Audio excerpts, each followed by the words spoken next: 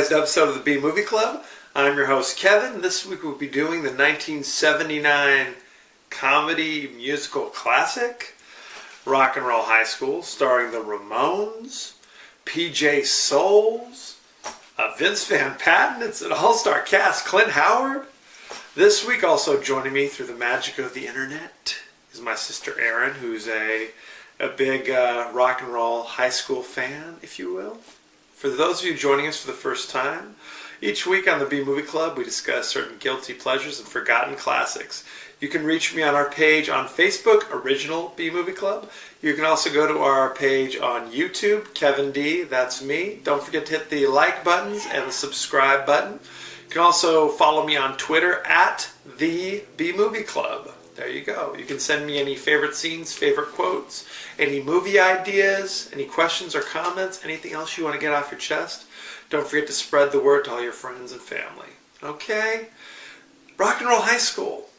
In 1979, there's basically this push at this one particular school. The school's been in anarchy. Test scores are down, kids are acting kind of crazy. So they bring in a whole new principal, Principal Togar, who is cracking the whip. Unfortunately, she's up against her nemesis, senior Riff Randall, played by PJ Soles, who's a big fan of the Ramones. So much so that during lunch, she sets up like a DJ area and she blasts the Ramones and everyone is inspired. They put aside their trays, put aside their lunch, and just get up and start dancing to the Ramones. This is what happens. So there's this whole thing going on. There's this issue. And Principal Togar calls in the music teacher, calls in the girls' PE teacher. I guess, I don't know what the purpose is, why just these teachers. And explains the dangers of the Ramones music, that if you play it for White Rabbits, they literally explode. And this is a problem, obviously, for White Rabbits everywhere. Also, we've got Riff Randall's good friend, Katie, who she's kind of a bookworm and is having a hard time meeting that special guy. At the same time, there's Tom, who's like the captain of the football team. He's a good-looking guy, but for some reason he has an inability to talk to women. So he also wants to meet somebody special.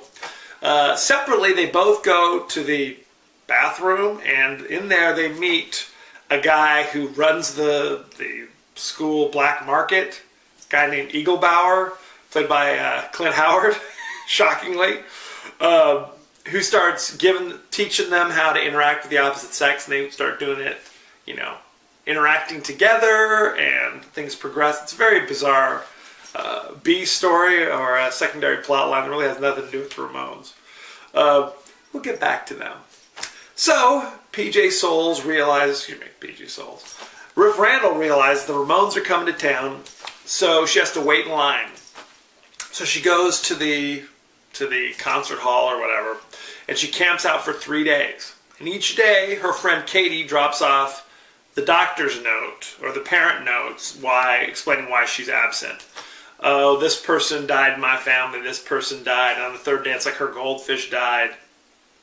It's all serious business. So while she's there, she finally gets to the front of the line and she buys 100 of the best Ramone seats. Okay, front center, $1,000, which she just pulls out of her pocket. No complaints, no problems. A lot of 18-year-olds have just $1,000 sitting in their pocket. So when she gets to school, she proceeds to pass out all the tickets. She gives them away to all of her friends so they can all go to the Ramones concert. I guess she's some kind of philanthropist, humanitarian, just pass them out. She saves 2 tickets, one for herself, one for her friend Katie, but at that precise moment, they're called into the principal's office, and they say, you're in trouble, and not only that, you're not going to that concert. And they search them, full body cavity search, and find the tickets. So now, even though she bought 100 tickets, now she doesn't have one. So she's very upset. So back with the crazy relationship thing. Now Eaglebauer and Tom have a tricked out van and call up Riff and Katie to come meet them for some passion in the van. If the van's a rockin', don't come a knockin'. I can't explain it. So On the way, Riff hears a radio station notice they're giving away 2 free tickets if they can tell who a specific album that a song came from by the Ramones. Meanwhile, throughout this movie, there are little crazy vignettes of the Ramones showing up, looking particularly freaky. In one dream sequence, Riff is in her room at home, and the Ramones just show up and start playing a song to her. Right, as they're waiting in line for the tickets, the Ramones show up playing music in the guitar, with their guitar in the car as it pulls up. All this stuff happens. Then there's the extended scene of the actual concert. They're there with all their friends. The Ramones are there. Riff Randall's there. Tom and Eaglebauer show up. They're all enjoying it. Principal Togar shows up with her henchmen. The cruel hallway monitors that keep showing up and acting inappropriately. I don't want to spoil everything. I don't want to give everything away. But it is vintage 1979 cinema, I guess. When your stars are the Ramones, this is the kind of quality you get. But let's stop right there for a moment. Let's go ahead and cut to my sister Erin sharing her personal thoughts and feelings on Rock and Roll High School. All right, we're here to talk about Rock and Roll High School. Riff Randall, my personal hero. I only wish I had crazy Riff Randall giant hair. I looked for some of those giant yarn pieces to do my hair like Riff Randall, but alas. This movie takes place in 1979, which is, even though we're creeping to the 80s, the fashions are clearly 70s. It takes me back to Raymond Cree Junior High. High-waisted jeans with bell bottoms and leotards as clothing. Good times. In fact, when you look at the PE clothes, once again, we got a Carrie reference because those were the unattractive shorts we had to wear for PE. Although we didn't wear leotards for PE, and we usually wore bras, unlike the ladies in this film. Everyone has a full nip. I don't know if there's nipple stand-ins, but I can walk around and I'm not cutting through the material like these ladies. So I don't know if they were cast specifically for that or they had nipple stand-ins. I don't know. But anyway, we start off as Riff Randall and her cool, nerdy friend, Kate Rambo. Really, none of that matters. The key point is the Ramones are in it. If this was, the Del Franco family or Donnie and Marie she was crazy about, nobody would give a damn. The only reason you're watching this is to look at Riff Randall's super cool clothes. In fact, her red and black striped outfit, I would wear today. I would wear that today, Kevin. I would love it with the long super sleeves and the crazy neckline. I'm going to go on eBay or Etsy and see if I can find that, because that would be awesome. Anyway, let me do a little history. Before MTV, if you wanted to see your bands perform, you went to the concert, and that was it. Occasionally, they had movies, so you could, The Song Remains the Same, or Quadrophenia, or something like that, or Rock and Roll High School with the Ramones. And it's really just one long, bad, kind of pre-80s music video. Seriously, that's what it is. It cuts from one Ramone hit song to a next. And frankly, half the Ramones look uncomfortable to begin with, except for Joey, because you can't really see his face. And frankly, Joey, the more I watch him, he's like a genetic anomaly. I don't know what he is. He's got woman hips. He appears to have no genitalia whatsoever. His face is completely covered, although you clearly can tell he's some kind of Howard Stern clone. But really, she's crazy because Dee Dee Ramone is much cuter than Joey Ramone. Anyway, she has unlimited cash, no parents. She gets to go see the Ramones and passes them her music. That's all you need to know. Basically, if you don't like the Ramones, you will hate this. For some reason, I love this movie. I have seen this movie 1,000 times. basically, it's one of those movies that popped up when my parents first got, cable TV. It was like on the movie channel.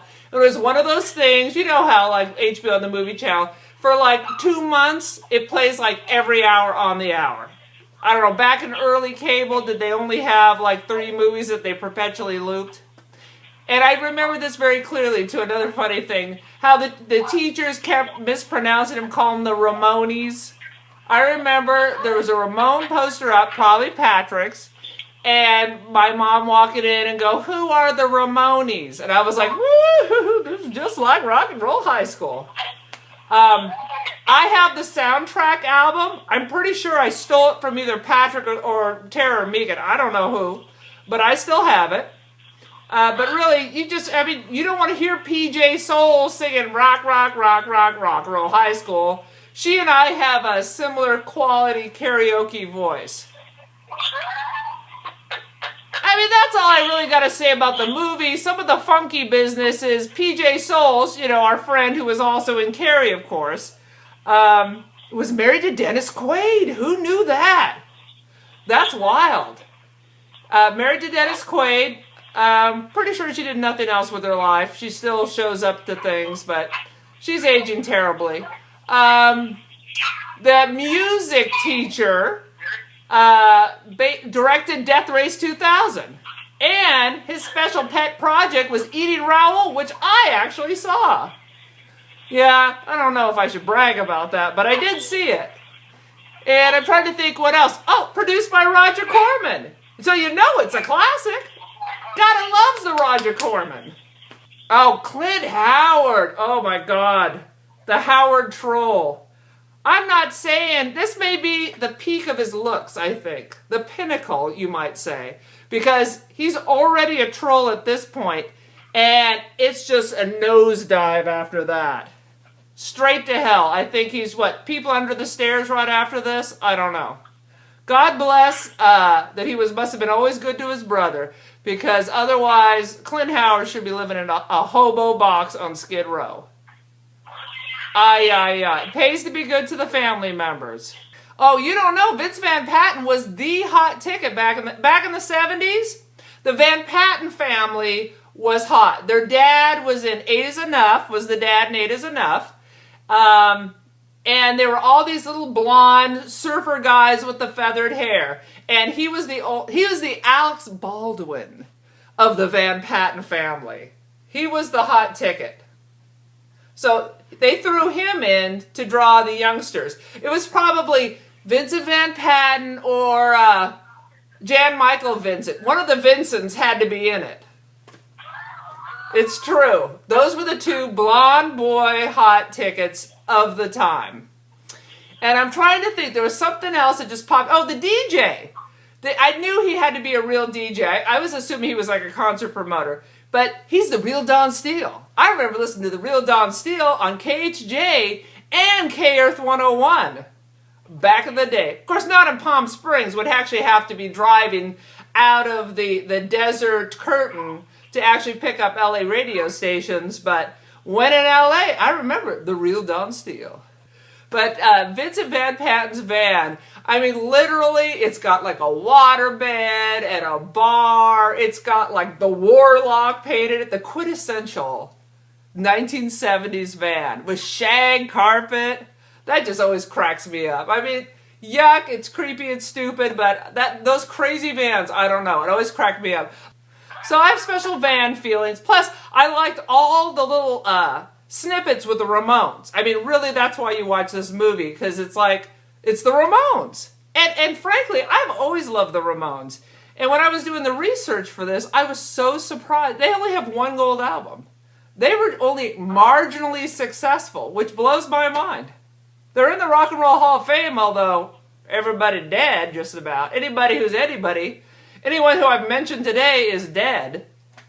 But marginally successunk. And I always think it's weird. I think of them as a punk rock band, but that's where they came up. They came up through the punk rock movement. Punk rock reminds me of like when they're in line to get the tickets for this concert, And there's those two girls. They're like beating the hell out of each other. That was a very stylized punk rock. I like their outfits too. That's what I think about. I think about the Sex Pistols and spitting on the audience and fighting and blood, and I just think about more violence. The Ramones just always seemed cool. I mean, I don't know. Maybe they went out and pistol whipped some fans. I don't know. But it's always funny. I never think of the Ramones as punk, but they are. My final thoughts are, you're all going to think, you're going to watch this, and you're going to think Aaron is ridiculous. That Aaron has panned so many movies, and yet Aaron loves this movie. I'd go watch it again right now. I just find it entertaining. Like I said, PJ Soul's outfit, I just love her crazy outfits. I'd be wearing that business right now. PJ Soul's, bless her heart. Anyway, go see it. What the heck? Unless you're alien and you don't like the Ramones. But if you like the Ramones, go see it. It's a slice of life. Boom! And there we are. Thank you very much, Aaron. We appreciate all your valuable insight. Other things I can tell you about this movie. The producers of the movie had an idea they wanted to do a movie like this, but they weren't sure how to go about it. Earlier drafts had this movie called Disco High or Girls Gym, all sorts of other things. The script went through a lot of revisions, and they were trying to pull in a bunch of different acts. At one point, it was going to be Todd Rundgren, who turned it down. They were talking about Van Halen, but they were concerned that they would be too rowdy and crazy. Eventually, someone suggested the Ramones, because the Ramones were actually owned by a musical subsidiary of the company that's actually producing the movie, so they were able to get them for cheap. The Ramones were paid $25,000 for this movie, and while it seems like a lot to you and me, they actually had to perform concerts in LA like constantly to pay for their room and board. They went through they had a lot of issues. Let me stop right here and tell you a little background about the Ramones.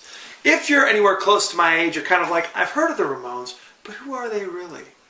Okay, they're considered one of the first punk bands from America. Although they're called the Ramones, no one in the band is actually named Ramone.